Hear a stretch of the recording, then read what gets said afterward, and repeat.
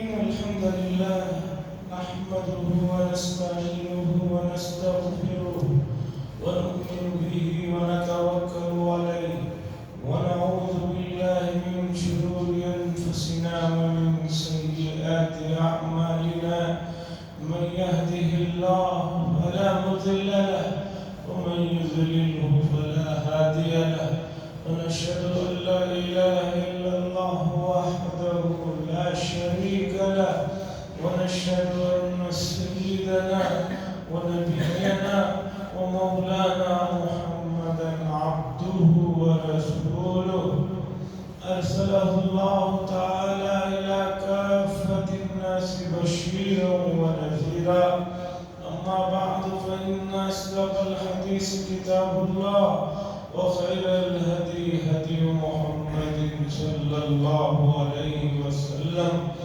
وشر الأمور محدثاتها وكل محدثة بدعة وكل بدعة ضلالة وكل ضلالة في النار. قال الله تبارك وتعالى في القرآن المجيد والفرقان الحميد: يا أيها الذين آمنوا اتقوا الله ولتنظر نفس ما قدمت لغد واتقوا الله إن الله خبير بما تعملون. وقال صلى الله عليه وسلم: لا يؤمن أحدكم حتى يكون هواه تبعا لما جئت به، أو كما قال صلى الله عليه وسلم. عزیزان محترم،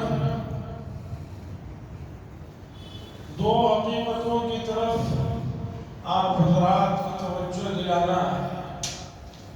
پہلی حقیقت یہ ہے، اور یہ ایسی حقیقت ہے کہ اسے سمجھنے کے لیے کوئی بہت زیادہ علم کی یا ڈگریوں کی یا کوالیفیکیشن کی ضرورت نہیں ہے. عام آدمی بھی سمجھ جاتا ہے اور عام آدمی کو بھی سمجھ میں آ جاتی ہے بات.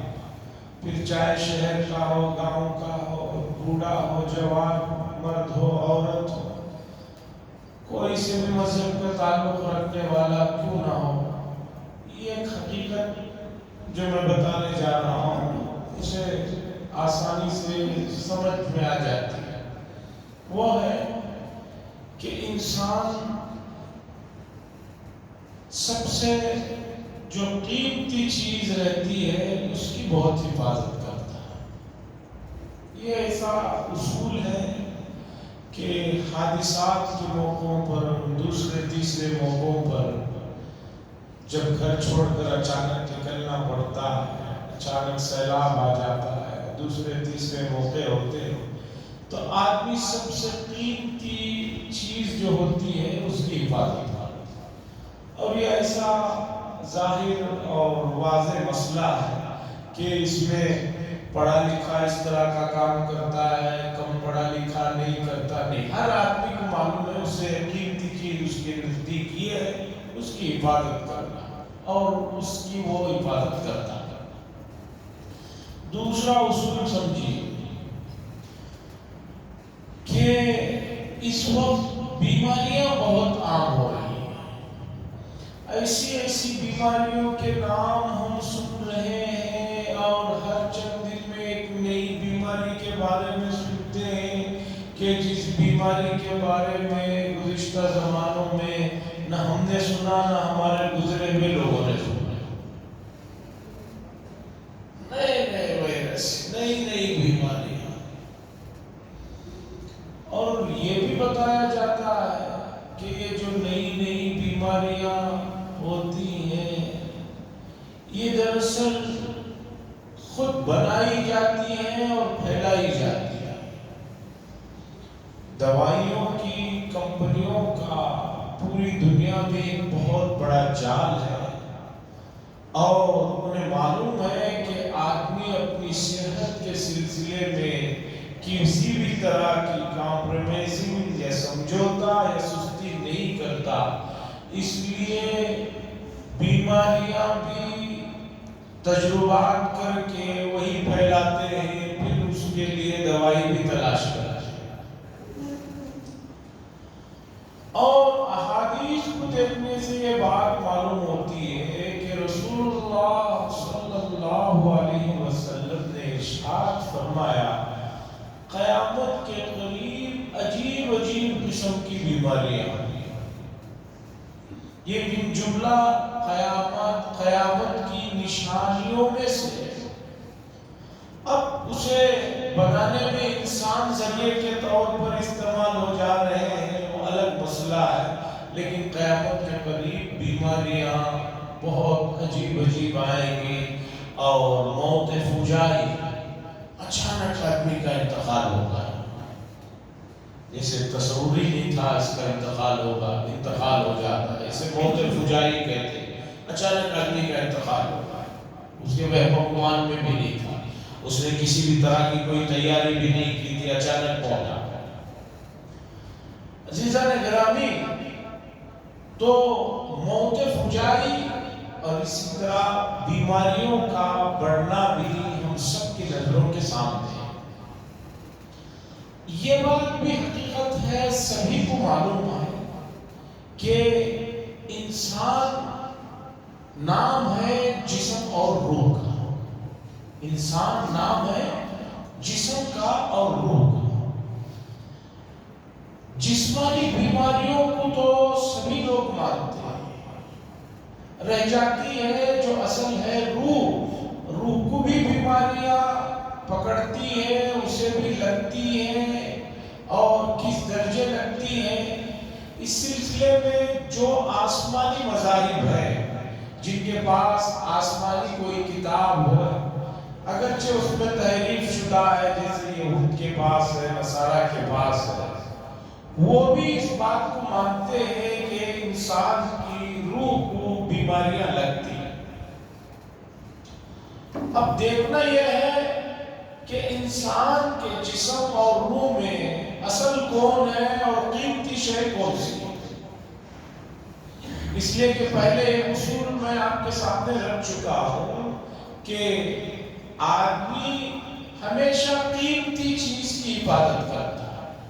تو آپ سمجھیے کہ روح اور جسم میں اصل کون ہے اور قیمتی کون ہے۔ سبھی کو معلوم ہے یا نہیں معلوم ہے، تو معلوم ہونا چاہیے کہ انسان کے جسم میں جو روح ہے وہ اصل ہے۔ تو اب اس کی حفاظت، اس کی نگرانی، اس کی دیکھ بھال اور اسے نفع نقصان سے بچانا، یہ انسان کی سب سے بڑی ذمہ داری ہے۔ قرآن مجید نے اس چیز کو سمجھایا اور اتنی بات بتائی کہ روح کے سلسلے میں اس کی تمام تر حقیقت جو ہے آدمی نہیں سمجھ سکتا۔ قُلِ الرُّوحُ مِنْ أَمْرِ رَبِّي وَمَا أُوتِيتُم مِّنَ الْعِلْمِ إِلَّا قَلِيلًا۔ کہ نبی صلی اللہ علیہ وسلم آپ سے روح کے بارے میں لوگ سوال کرتے ہیں، يَسْأَلُونَكَ عَنِ الرُّوحِ، آپ کہہ دیجئے قُلِ الرُّوحُ مِنْ أَمْرِ رَبِّي، آپ کہہ دیجئے صلی اللہ علیہ وسلم روح جو ہے اللہ کا ایک امر ہے، اللہ کا ایک حکم ہے، اس کے حکم سے وہ آتی ہے اور اس کے حکم سے اسے نکالا جاتا ہے۔ وَمَا أُوتِيتُم مِّنَ الْعِلْمِ إِلَّا قَلِيلًا، اور جتنا بھی علم کسی کو ملا ہے اللہ فرماتے ہیں وہ بہت تھوڑا علم دیا گیا ہے۔ کسی بھی آدمی کو مکمل علم جو ہے نہیں ملا، جتنا اس کے پاس علم ہے وہ اللہ کے علم کے مقابلے میں وہ بہت تھوڑا ہے، بہت کم ہے۔ اب جب ایک چیز بہت کم ہے تو اس کم چیز سے ایک بڑی چیز کو سمجھنا مشکل ہے۔ کسی چیز کو سمجھنے کے لیے اس کے سلسلے کی معلومات کا ہونا ضروری ہے، نئی معلومات ہے وہ چیز نہیں سمجھ میں آئے گی۔ قرآن نے کہا کہ روح کے بارے میں اتنی بات سمجھو کہ روح یہ اللہ کا حکم ہے، اللہ کا امر ہے۔ جیسے اللہ نے اور چیزوں کو پیدا فرمایا ہے، اسی طرح روح کو بھی ایک چیز پیدا فرمائی ہے۔ دوسری چیزیں تمہیں سمجھ میں آ جاتی ہیں، لیکن روح کے سلسلے سمجھنا چاہو تو سمجھو کہ علم تمہیں بہت تھوڑا دیا گیا ہے، اس لیے روح کی پوری حقیقت، اس کی پوری ماہیت اور اس سلسلے کی تمام چیزیں تمہیں نہیں سمجھ میں آ سکتی۔ ابن الجوزی رحمہ اللہ نے یہ بات بڑے پیارے انداز میں مثال سے سمجھائی ہے کہ عقل جو ہے، انسان کو جو عقل کی نعمت دی گئی ہے، یہ بڑی قیمتی شے ہے۔ اللہ نے ہر ایک کو جو عقل کی دولت عطا فرمائی ہے، یہ بڑی قیمتی چیز ہے، بہت قیمتی چیز ہے۔ اس لیے کہ کسی آدمی کے پاس عقل کی دولت نہیں ہے تو اس آدمی کی کوئی حقیقت نہیں ہے، اور ہم اسے انتہائی کمزور اور مجبور اور بے بسی کے عالم میں دیکھتے ہیں۔ لیکن یہ بات سمجھیے کہ یہ قیمتی چیز کو انہوں نے مثال دی ہے ترازو کے ذریعے سے، میزان کے ذریعے سے، اسکیل کے ذریعے سے۔ اور آپ جانتے ہیں کہ دنیا میں کئی قسم کے میزان ہوتے ہیں، اسکیل ہوتے ہیں، ترازو ہوتے ہیں۔ ایک ترازو یا اسکیل یہ ہوتا ہے کہ جس میں قیمتی چیزیں، سونا، جواہرات تولے جاتے ہیں، اور اس سے تھوڑا بڑا ہوتا ہے، اس میں دال، چاول، آٹا تولا جاتا ہے۔ اس سے ایک بڑی چیز ہوتی ہے، اس سے بھی بڑا اسکیل ہوتا ہے، اس میں اور 100، 200، 1000 کلو تک کی چیزیں تولی جاتی ہیں۔ اس سے بھی ایک بڑا اسکیل ہوتا ہے جس میں ہزاروں کلو کی چیزیں تولی جاتی ہیں، جیسے بڑے بڑے ٹرکیں ہوتی ہیں، ان کو لے جا کر اس پر کھڑا کر دیا جاتا ہے تو اس کا کتنا وزن ہے معلوم ہو جاتا ہے۔ اور آپ یہ بھی جانتے ہیں کہ اسکیل جتنا بڑا ہوتا ہے تول وہ اتنا ہی اس میں کم و بیش ہوتا ہے۔ جو بڑے اسکیلیں ہوتے ہیں اس میں لکھا ہوا رہتا ہے، اس میں 5 کلو تک ادھر ادھر ہو سکتا ہے، اس سے کم کا ترازو اس میں لکھا ہوا رہتا ہے 1 کلو کا ادھر ادھر ہو سکتا ہے، پرفیکٹ جو ہے نہیں وزن بتاتا۔ اس سے نیچے جاتے ہیں تو لکھا ہوا رہتا ہے کہ 10 گرام کا اس میں ہیر پھیر رہتا ہے۔ ڈیجیٹل ترازو جو آ گئے ہیں اس میں بھی لکھا ہوا رہتا ہے کہ مثال کے طور پر کوئی چیز ہے 50 کے بعد 2 گرام ہے تو اب 52 گرام کے بجائے بعض مرتبہ وہ 55 گرام دکھاتا ہے تو 2-3 گرام کا ہیر پھیر ہوتا ہے۔ سب سے قیمتی جو ترازو ہوتا ہے وہ سونا تولنے والا جو ہے ترازو اور اسکیل ہوتا ہے۔ وہ اتنا زیادہ نازک فرق بھی بتاتا ہے کہ جہاں رکھ کر تولا جاتا ہے اگر اسے اچھی طرح پیک نہ کیا جائے تو ہوا کے ہلکے جھونکوں سے بھی ملی گرام اور اس سے نیچے جو گرام ہوتے ہیں اس کا بھی فرق دکھاتے رہتا ہے۔ ہلکے سے بال کا وزن بھی اس میں دکھایا جاتا ہے۔ ابن الجوزی رحمہ اللہ لکھتے ہیں کہ ایک بڑے محقق گزرے ہیں 7ویں صدی ہجری کے ایک عالم ہے علامہ عبد الرحمن ابن الجوزی علیہ الرحمہ، بڑے قابل آدمی گزرے ہیں، بڑے محقق آدمی گزرے ہیں، مفسر تھے، محدث تھے، اور خاص طور پر انہوں نے بہت سی چیزوں کو سامنے دیکھ کر ان چیزوں سے آخرت کے مضامین کو بہت اچھے انداز میں اپنی کتابوں میں واضح کیا ہے۔ اور سب سے بڑا ان کا کارنامہ ہے تلبیس ابلیس نامی کتاب۔ ایک کتاب ہے تلبیس ابلیس، یعنی ابلیس کس طرح دھوکے دیتا ہے۔ پھر انہوں نے کیا کیا ہے، اس کتاب میں بہت سے ابواب قائم کیے ہیں کہ ابلیس بادشاہوں کو کیسے دھوکے دیتا ہے، عام آدمیوں کو کیسے دھوکہ دیتا ہے، پڑھے لکھوں کو کیسے دھوکے دیتا ہے، اسی طریقے پر ان پڑھ لوگوں کو کیسے دھوکے دیتا ہے، مردوں کو کیسے دھوکے دیتا ہے، عورتوں کو کیسے دھوکے دیتا ہے، عابدین کو کیسے دھوکے دیتا ہے، غیر عابدین کو کیسے دھوکے دیتا ہے، علماء کو، صلحاء کو، ہر قسم کے لوگوں کو کس طرح دھوکہ دیتا ہے اور اس کے دھوکوں سے بچنا کیسا ہے، اس کی ترکیبوں کو بھی انہوں نے اس کتاب میں قرآن و حدیث سے سمجھایا۔ یہ قصہ اسی کا سناتا ہوں اس کتاب کا، تاکہ جو ہے کس طرح ابلیس جو ہے دھوکے دیتا ہے سمجھ میں آئے۔ لکھا ہے علامہ عبد الرحمن ابن الجوزی علیہ الرحمہ نے کہ ایک گاؤں میں ایک اللہ کہ ولی اور عابد رہتے تھے. انہوں نے دیکھا چند دنوں کے بعد ایک درخت کی لوگ پوجا شروع کر دی. پہلے درخت کے آس پاس جاتے تھے، پھر اس کے سامنے گھومنا پھرنا شروع کر دیے. اب اس کی درخت کی پوجا پاٹ شروع ہو گئی. ان کو بڑا غصہ آیا کہ بھئی اللہ کی زمین پر ایک درخت مخلوق کی پوجا کی جا رہی ہے.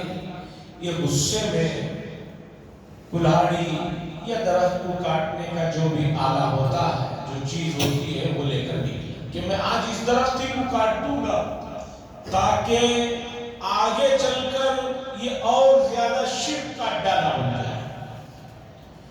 حضرت عمر بن خطاب رضی اللہ تعالیٰ عنہ نے بھی صلح حدیبیہ جو ہوئی تھی، رسول اللہ صلی اللہ علیہ وسلم کے ہاتھ پر صحابہ نے صلح کی تھی. قرآن نے ذکر کیا لقد رضی اللہ عن المؤمنین اذ یبایعونک تحت الشجرۃ فعلم ما فی قلوبہم.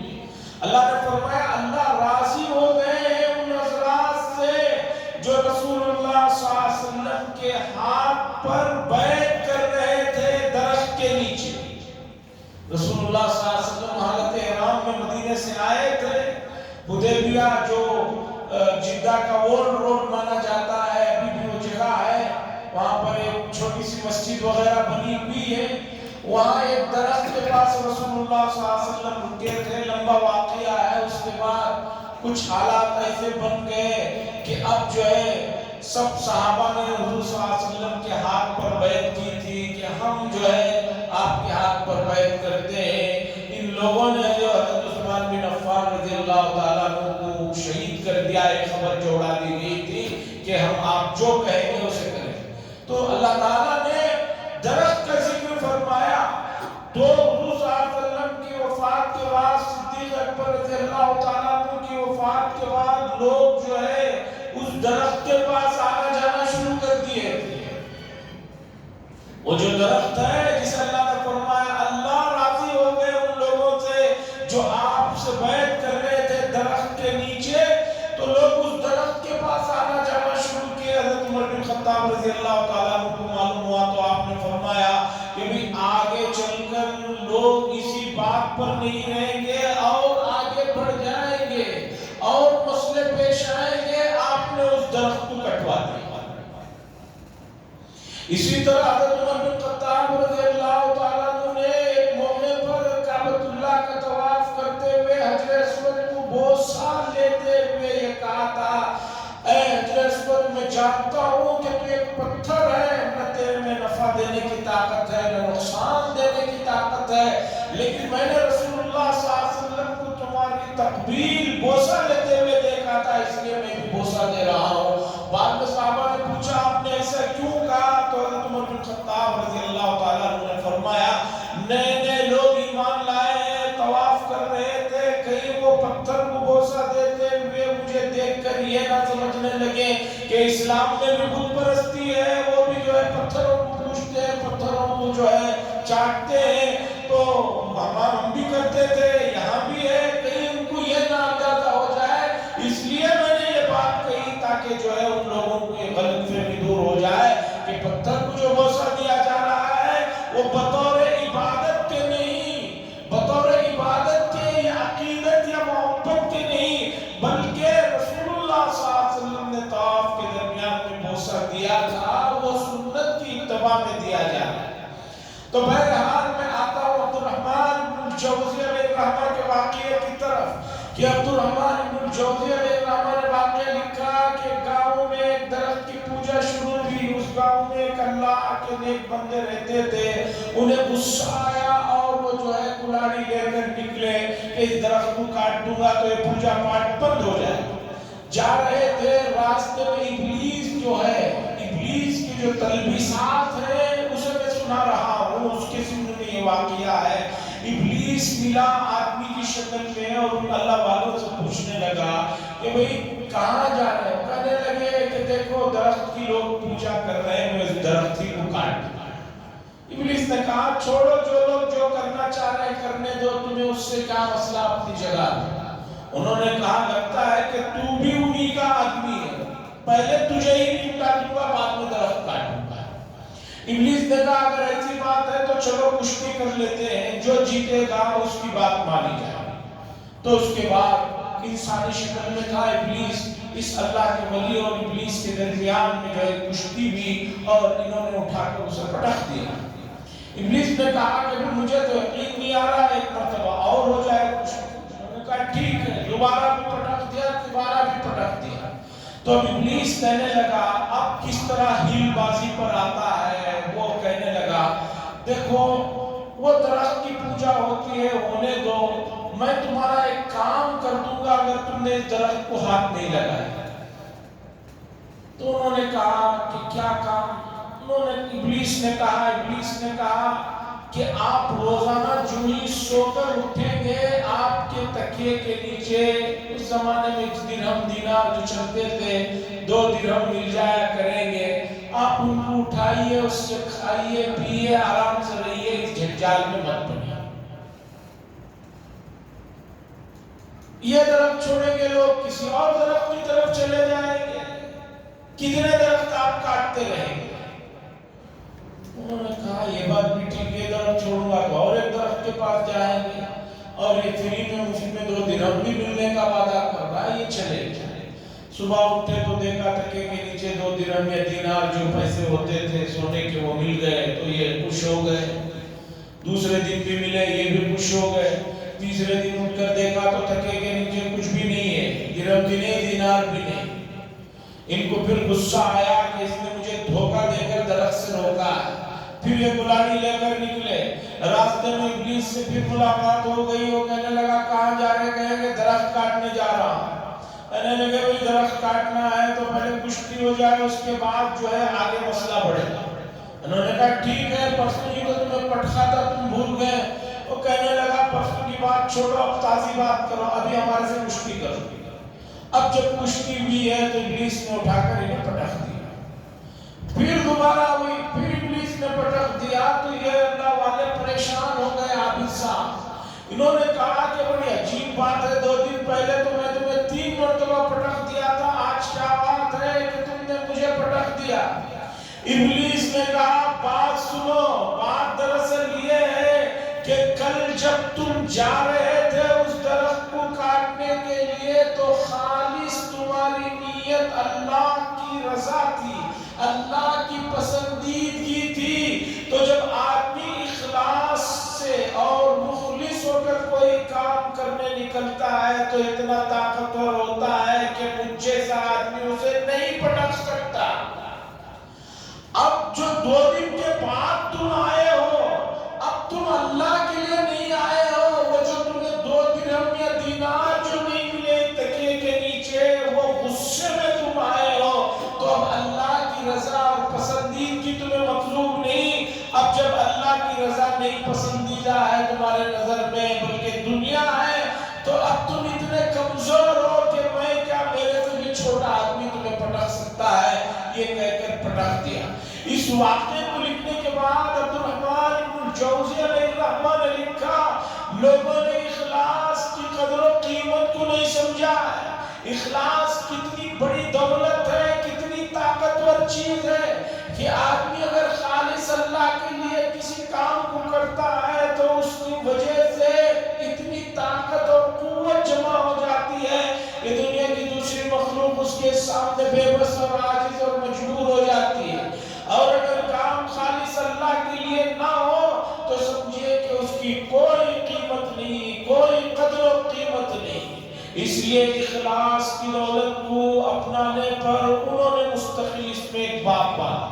عبدالرحمن ابن الجوزی علیہ الرحمہ کی بات کی طرف آتا ہوں، انہوں نے جو ہے سید الخاطر میں یہ مثال لکھی کہ عقل بہت بڑی نعمت ہے، لیکن اس عقل سے ہر چیز نہ تولی جا سکتی ہے، نہ ناپی جا سکتی ہے، نہ سمجھی جا سکتی ہے۔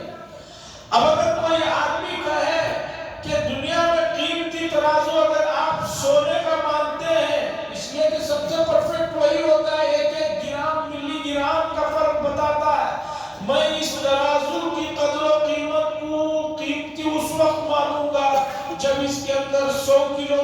کوئی وزنی چیز اس میں رکھ کر تول کر دکھاؤ یا ایک ٹرک رکھ کر تول کر دکھاؤ.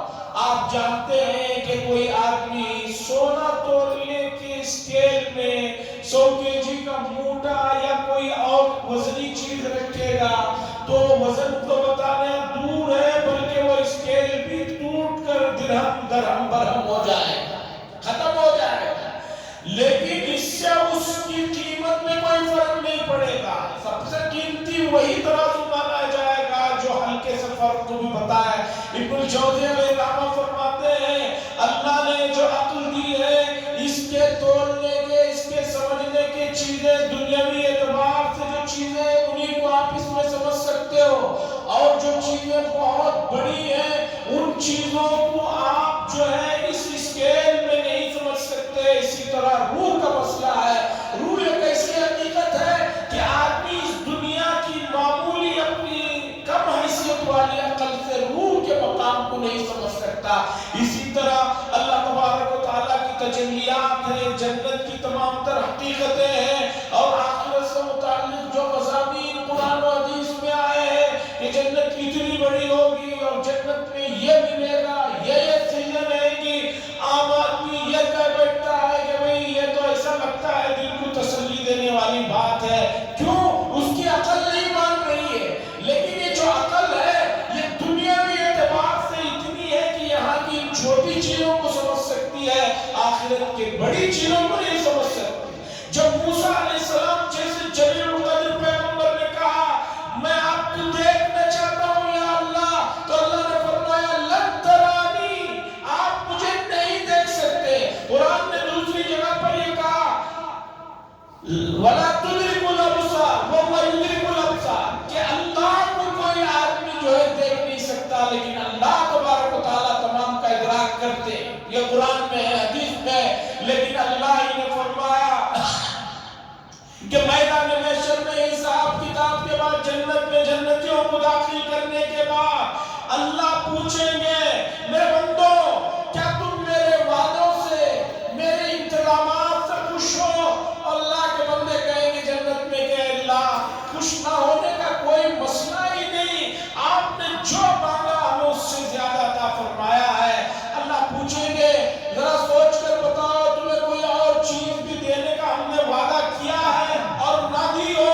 لوگ کہیں گے کہ اللہ ایسی تو کوئی بات نہیں، سب کچھ تو آپ نے جو وعدہ کیا اس سے زیادہ عطا فرمایا ہے. اللہ فرمائیں گے معلومات کرو. تو جنتی جنت میں حضرات علماء سے رجوع کریں گے کہ اس طرح کی باتیں ہو رہی ہیں کیا ہے؟ علماء کہیں گے کہ ہاں اللہ نے فرمایا ہے قرآن میں کہ لِلَّذِينَ أَحْسَنُوا الْحُسْنَى وَزِيَادَةٌ، جو نیک کام کریں گے ہم انہیں سب کچھ عطا کریں گے اور زیادہ بھی دیں گے.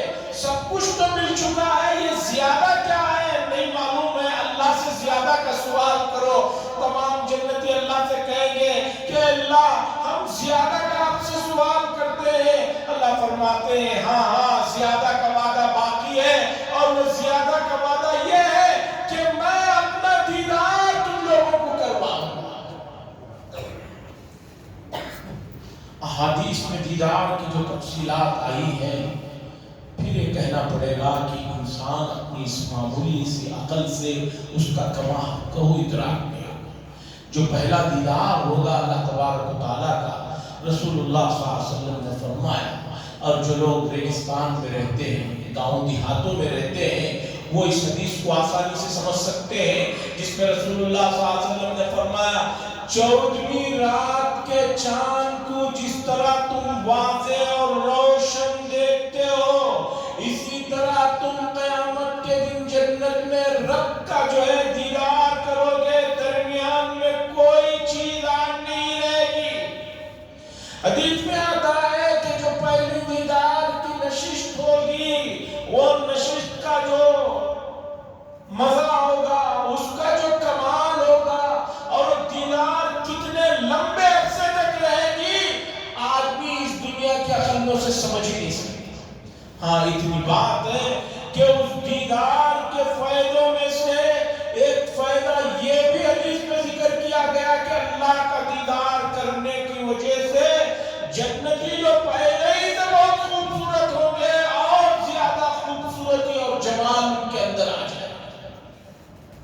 عزیزان گرامی، تو بات یہاں سے شروع ہوئی تھی کہ دو حقیقتیں ہیں کہ جس سے کسی کو انکار نہیں ہے۔ پہلی حقیقت ہے آدمی سب سے قیمتی چیز کی حفاظت کرتا ہے، زیادہ توجہ دیتا ہے، زیادہ نگرانی کرتا ہے، اس کی فکر کرتا ہے۔ اور دوسرے نمبر پر ہے کہ بیماریاں بہت بڑھ رہی ہیں، اور جسم کو تو بیماریاں لگتی ہیں، لگی ہوئی ہیں، یہ تو سبھی کو معلوم ہے۔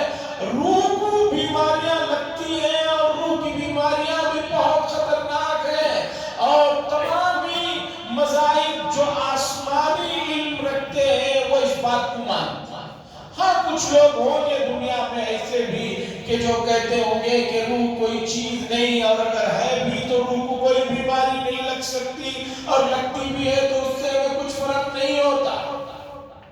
ہو سکتے ہیں، اس لیے کہ دنیا میں عجیب عجیب قسم کے لوگ ہیں، عجیب عجیب قسم کے خیالات اور عقیدے رکھتے ہیں، لیکن ہمارے لیے سب سے قیمتی چیز قرآن و حدیث ہے، اور قرآن و حدیث نے جو باتیں بتائی ہیں وہ ہمارے لیے سند کا درجہ رکھتی ہیں، حرف آخر کا درجہ رکھتی ہیں۔ تو ہمارے پاس سب سے قیمتی چیز ہے ایمان۔ اب ایمان کی سب سے زیادہ حفاظت کرنے کی ضرورت ہے، اس لیے کہ حدیث میں آتا ہے کوئی آدمی کل قیامت کے دن بغیر ایمان کے آئے گا، چاہے دنیا میں اس نے جو کچھ بھی کیا ہے وہ اسے کچھ وہاں پر اس کا فائدہ نہیں ملے گا، اس لیے کہ آخر میں جو ہے وہ نقصان اور خسارے میں جائے گا۔ تو سب سے قیمتی چیز ایمان ہے، ایمان کی حفاظت کی ضرورت ہے، اور ایمان جو سب سے قیمتی ہے، سب سے زیادہ ڈاکے بھی اسی پر پڑتے ہیں، سب سے زیادہ حملے بھی اس پر ہوتے ہیں، سب سے زیادہ اسی کو ڈھونڈنے کے لیے دن اور رات جو ہے نفس اور شیاطین کی ٹیم جو ہے لگی ہوئی رہتی ہے۔ اور آج آدمی اپنی معمولی چیزوں کی حفاظت کے لیے بڑی کوششیں کر رہا ہے، بہت اس کے پیچھے ٹیکنالوجی لگی ہوئی ہے۔ آدمی ذرا دیکھیے ہر آنے والے دن میں جو ہے کیا کیا چیزیں ہو رہی ہیں، حتیٰ کہ ایک معمولی موبائل فون کی اسکرین کی حفاظت کے لیے اس کے اوپر ایک چیز لگائی جاتی ہے، پھر اس چیز میں بھی جو ہے پھر کوالٹیاں ہوتی ہیں، یہ اس درجے کی کوالٹی ہے، اس درجے کی کوالٹی ہے، اور خدا جانے اور چیزیں ہیں، آپ اندازہ لگائیے ہر چیز کی حفاظت کی نگرانی ہو رہی ہے، تو ایمان کی حفاظت کی نگرانی کتنی ہو رہی ہے، جو سب سے قیمتی چیز ہمارے آپ کے سب کے پاس ہے، اس پر غور کرنے کی ضرورت ہے۔ اور ہے وہ چیز جو ایمان کو نقصان پہنچاتی ہو، قرآن و حدیث نے تفصیل کے ساتھ ذکر کیا کہ یہ چیزیں ہیں جو تمہارے ایمان کو نقصان پہنچاتی ہیں، تم ان چیزوں سے بچو، ان چیزوں سے دور رہو، اور ان چیزوں سے اپنے آپ کو بچاؤ۔ ایک امت مسلمہ کی یہ ذمہ داری ہے، وہ اپنی ایمان کی حفاظت کے سلسلے میں انتظار میں نہ رہے کہ مجھے کوئی آ کر جو ہے بتائے گا تو میں اس پر عمل کروں گا، نہیں، یہ آپ کی اپنی چیز ہے، اور ایمان بعض مرتبہ خالص دل کا معاملہ رہتا ہے، اور ڈائریکٹ اللہ سے تعلق جڑا ہوا رہتا ہے۔ یقین آپ کا ڈگمگایا، ایمان نکل گیا، ہلکے سے آپ نے شریعت پر تبصرہ کر دیا، ایمان نکل گیا۔ فارسی میں ایک کتاب ہے مالا بدم، قاضی ثناء اللہ صاحب پانی پتی قدس سرہ کی، اس میں انہوں نے تفصیل کے ساتھ چیزوں کو ذکر فرمایا کہ بھئی کیا کیا چیز کس انداز سے کہنے سے جو ہے وہ ایمان کے لیے خطرہ بن سکتی ہے۔ ان چیزوں کا جاننا ضروری ہے، نہیں جانیں گے تو میرے اور آپ سے بڑا زیادہ کوئی خسارے میں نہیں ہے۔ دوسری چیز ہے روح کی بیماریاں۔ اگر روح سلامت نہیں ہے تو سمجھیے کہ ایمان کی بھی حفاظت مشکل ہو جائے گی۔ بعض چیزیں لازم ملزوم کی طریقے پر ہوتی ہیں کہ ایک چیز کو خطرہ آیا تو سمجھیے کہ دوسری چیز بھی جو ہے اس سے متاثر ہوتی ہے۔ اب انہی دو چیزوں کو سمجھنا ہے۔ ایمان کی حفاظت کے لیے قرآن و حدیث میں بتائے ہوئے اعمال ہیں، اقوال ہیں، ارکان ہیں، اسے جانیں۔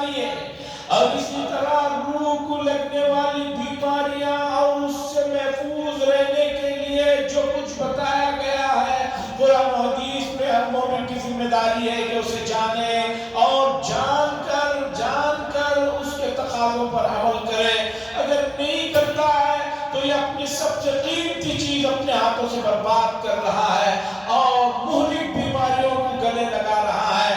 جسم تو گل سڑ جائے گا، روح کبھی فنا نہیں ہوتی، روح کبھی فنا نہیں ہوتی، اور سب کچھ تعلق انسان کی روح سے جڑا ہوا ہے. یہ مسئلہ ذرا اور وضاحت چاہتا ہے، انشاءاللہ اگلی مجلس میں رکھا جائے گا. اللہ سے دعا فرمائے اللہ تبارک و تعالی ہمیں جو سب سے قیمتی دولت ایمان کی عطا فرمائی ہے اس کی حفاظت کرنے کی، اسے بچا کر رکھنے کی اور اسے مکمل ویسے اللہ کے دربار میں لے جانے کی توفیق عطا فرمائے جیسے کہ اللہ تبارک و تعالی چاہتے ہیں. اور ہر ایسی چیز سے امت مسلمہ کی اور ایمان کی اللہ حفاظت فرمائے جو ایمان کو خطرے میں ڈالے. ان چیزوں سے ہمیں اور تمام انسانیت کو بچنے کی توفیق عطا فرمائے. وآخر دعوانا الحمدللہ رب العالمین.